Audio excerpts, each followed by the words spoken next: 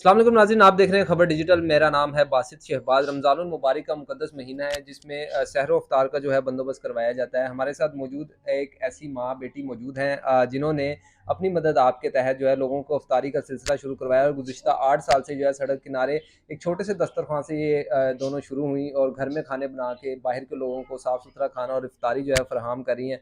जज्बा क्या है इन दोनों का? साइमा और फ़रहीन साहिबा हमारे साथ मौजूद हैं, इनसे जान लेते हैं। अस्सलाम वालेकुम मैम। वालेकुम अस्सलाम। कैसे हैं आप लोग? ठीक हैं? जी, अल्हम्दुलिल्लाह। अच्छा मुझे बताएं मिस साइमा, कब से इफ्तारी करवा रहे हैं और ये शौक, ये जुनून क्यों पैदा हुआ?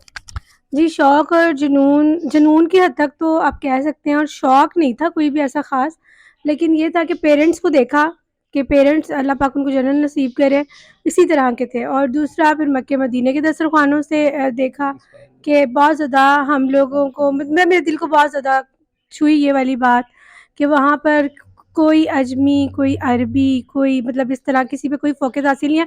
मेरे नज़दीक वो सारी बातें आ रही थी, मतलब मेरे ज़हन में चल रही थी वो सब कुछ देख के कि वहाँ बल्कि बड़े प्यार से, बड़े मोहब्बत, बड़ी चाह से बोलते थे, हमारे दस्तरख़्वान पे आएँ, बैठें, यहाँ पे खाएँ, यहाँ से खाएँ। तो ये देखते हुए मैंने सोचा कि हमें भी इस तरह का जो है कॉन्सेप्ट रखना ये चाहिए। 8 साल पहले आपने शुरू किया था, जी, बिल्कुल। 8 साल गुज़र गए, इसको एक दस्तरख़ान से, छोटे से दस्तरख़ान से शुरू किया, घर बना के चीज़ें शुरू किया। किस तरह ये सफ़र कटता गया और ये दस्तरख़्वान इतना बड़ा होता गया? जी, ये सफ़र बहुत मुश्किल था, लेकिन आसान अल्लाह पाक ने किया। तनकीदी मामलात इतने ज़्यादा थे कि जब मैं वो घर की पतीली उठाकर और 10-15 रोटियाँ लेकर नीचे गई थी, तो लोग मेरा मज़ाक उड़ा रहे थे। और इस कदर मज़ाक उड़ा रहे थे कि कभी-कभी मैं सोचती थी शायद ये गलत हो गया है कुछ, या कोई गलत काम है। लेकिन फिर मैंने देखा कि नहीं, बहादुरी इसी में है कि इस तनकीद को साइड पे किया जाए और अल्लाह के जो खुशनुदी है उसको हासिल करने के मुश्किलात तो आएँगे। बिल्कुल ऐसे ही है। अच्छा फ़रहीन, मुझे आप बताएँ, आप मम्मा का किस तरह साथ देती हैं और साथ-साथ आप भी किचन में काम कर रही होती हैं, लोगों को इफ्तार जो है वो भी दस्तरख़्वान के ऊपर परोस रही होती हैं। क्या आपका क्या जज़्बा मम्मा को देख के आया ये कि शुरू से ऐसे ही चल रहा है? नहीं, ये माशाल्लाह से 8 साल से चल रहा है हमारा ये दस्तरख़्वान, और ये मम्मा को देख के आया था जब मम्मा उम्रा करके आई थी।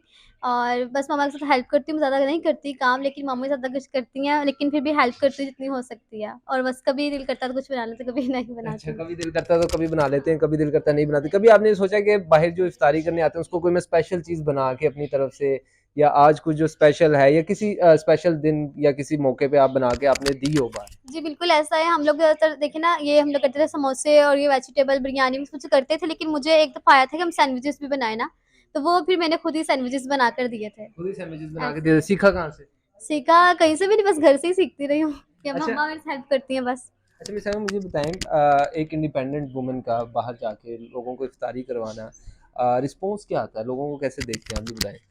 आप ये पूछना चाह रहे हैं कि लोग मुझे कैसे देख रहे हैं नहीं, या मैं नहीं, लोगों लोगों को का किस तरह रिस्पॉन्स देखें? कैसे आता है? यानी लोग क्या कहते देखिए, हैं? लोगों का जो रिस्पॉन्स है ना, जो मेरी बात को समझ के अवेयर हो रहे हैं, वो तो मुझे इतनी दुआएँ देते हैं कि दिल चैन और सुकून की नींद ऐसे आती है कि मुझे ऐसा लगता है जैसे दुनिया में रहते वो मुझे जन्नत मिल रही है। मतलब मेरा ये ज मुझे तो ऐसा फ़ील हो रहा है। और जहाँ पर तनकीदी बातें शुरू होती हैं, जहाँ पे वो मज़ाक और हँसी शुरू होती है, वहाँ मुझे लगता है कि मैं बहुत कामयाब हो रहा हूँ। अच्छा, एप्रिशिएट एप्रिशिएट किसने किया अब तक, जो आपको लगा हो कि यार अब दिल को फ़ील हुआ हो कि यार मैंने ये शुरू किया था, 8 साल हो गए या 5 साल हो गए, इस बंदे की बात ने मुझे जो है वो बड़ा एप्रिशिएट किया।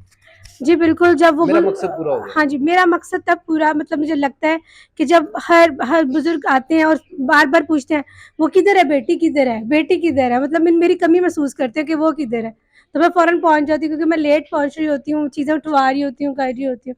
तो हर कोई जो है ना वो मेरे मेरे बारे में बड़ा पूछ रहे होते हैं नीचे। बुज़ुर्ग पूछते हैं, बच्चे पूछते हैं, "आंटी किधर है?" और "आंटी जी सलाम अलैकुम, आंटी जी सलाम अलैकुम।" जब वो ऐसे मोहल्ले से गुज़र रही होती हैं, हाथ मिलाते हैं, तो फिर पूछते हैं, अच्छा वो तो हाँ, हाँ, आपने हमें तोहफ़े देने हैं ना अलविदा जुम्मा पे देने हैं ना? मतलब मुझे उनको याद रहता है हमेशा।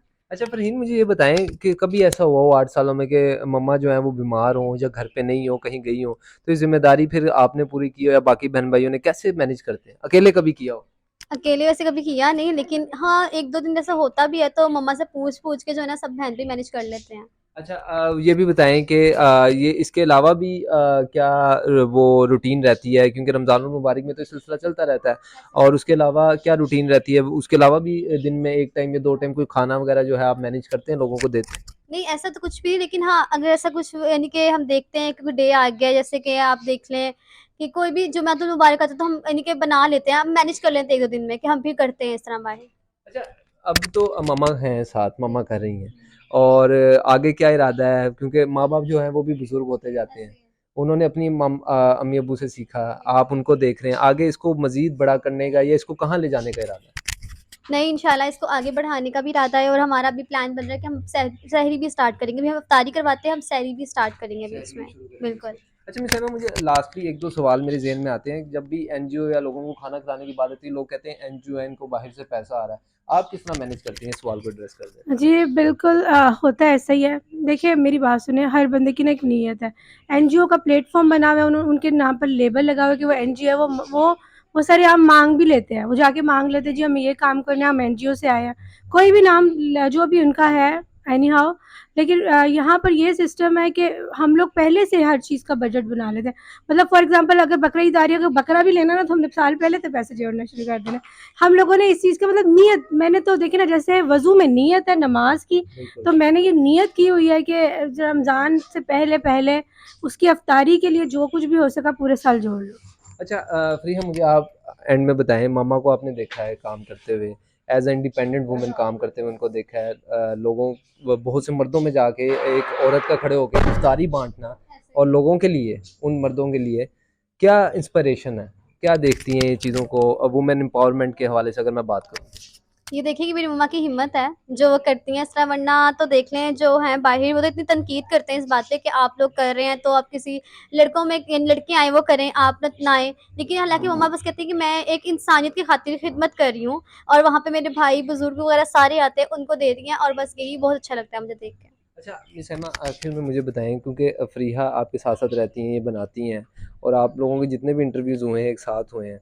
आप इसको क्या अक्सर तलकीन करती हैं कि बेटा ये जो चीज़ें हैं, इसको ऐसे जारी रखना है या इसके अलावा चीज़ों को बढ़ाना है? किस तरह समझाती हैं फ़रीहा को? मैं फ़रिया को एक ही बात समझाती हूँ कि आखिरत बनाने के लिए ना आपको नेकियां जो है वो ढूंढनी पड़ेंगी।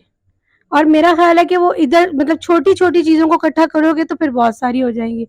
तो यही है कि अपने बुजुर्गों से समझो, और वही अथेंटिक चीज़ें हैं। मतलब वो आपके लिए गलत नहीं करके गए होंगे, आपके लिए गलत सोच नहीं बना सकते। तो जो आपके बड़े सोच रखते हैं ना, उसके पीछे तरक्की, कामयाबी, और उसी के पीछे जो है ना आपकी आखिरत बनी हुई होती है। अच्छा, एक लास्ट सवाल मेरे से ज़हन में आया, मैं फ़रीहा से पूछूँगा। फ़रीहा, कभी ऐसा हुआ है कि मम्मा ने कहा हो कि बेटा इस ईद या इस रमज़ान हमने जो है ये बजट है हमारा, हमने इसको कंट्रोल करना है, और आपकी कोई ख्वाहिश बचपन की या कोई खिलौना या ऐसी कोई चीज़ जो है वो इस चीज़ में रह गई है? ऐसा बहुत दफ़ा हुआ है, लेकिन हम सब कुछ मैनेज कर लेते हैं बीच में कि मम्मा कहती हैं कि नहीं, आज हमने ये इन दस्तरख़्वान के अंदर लोगों के लिए। लोगों के लिए करनी है, अपने लिए नहीं करनी है। वो अक्सर मम्मा कर लेती हैं लेकिन हम नहीं करते। मम्मा कुर्बानी दे अक्सर देती हैं। ऐसा, कुर्बानी में दे देती मम्मा है, कुर्बानी दे देती हैं लेकिन हम नहीं देते। ज़बरदस्त जी। नाज़रीन, हमारे साथ ये माँ-बेटी मौजूद थी, जो एक ज़िंदा मिसाल है कि अगर इंसान कुछ करना चाहे और लोगों के लिए, इंसानियत के लिए कुछ दर्द हो, तो वो ज़ात, मसलक, ये तमाम चीज़ें नहीं देखता, और ये चीज़ भी नहीं देखी जाती कि औरत कितनी बाइख्तियार है, क्योंकि ये माँ-बेटी हमारे सामने जो है वो ज़िंदा मिसाल है। उम्मीद है आज की वीडियो आपको पसंद आई होगी। आपसे मुलाकात होगी अगली वीडियो में, तब तक के लिए इजाज़त दीजिए। अल्लाह हाफ़िज़।